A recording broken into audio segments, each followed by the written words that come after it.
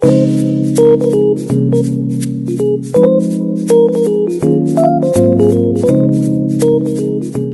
guys! Welcome back to my YouTube channel. It's me, Bona. So for today's video, isi-share ko lang dito yung mga hindi ko na-share before. Kasi ang tagal ko nag-rest, ang tagal ko nagpahinga sa YouTube channel. Dahil madami akong inasikaso, ang dami nagkaroon ako ng major problem. And then, naayos ko naman na. Tapos, meron pa ako inasikaso. And then, nag-decide din ako na breed na mga dogs, which is import line from Thailand.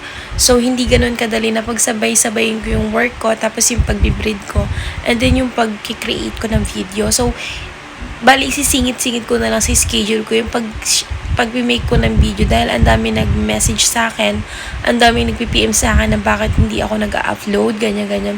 Siguro may mga something different na maiiba sa video ko na mai-upload, which is ang nakalagay kasi sa YT channel ko is One Life. So, it means it's about my life. So, i-share ko dito lahat yung mga bago dito sa life ko. So, ang bago na dagdag like dogs. Ang dami ko kasing inasikaso.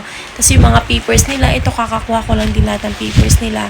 Kasi lahat ng dogs ko is with papers lahat. So, ang hirap kasing mag-breed, ang hirap mag-release ng dogs kung walang papers yung i-release mo. So, karamihan talaga hinahanap ng mga buyer, hinahanap nila is yung may papers, and then para ma-sure nila na kung talagang pure breed ba talaga or may mixed breed, kasi makikita yun sa DNA test ng dogs.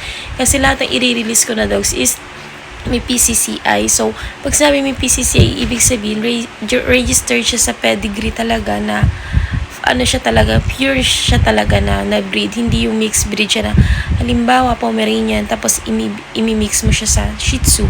No, hindi pwede yun. Kailangan Shih Tzu, Pomeranian. So, ang dami kong inasikasong ganun guys, and then nag-birthday pa yung partner ko.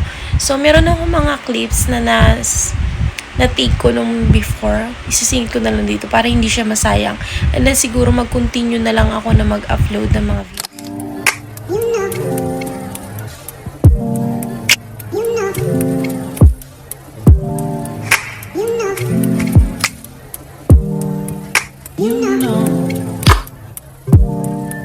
I begin to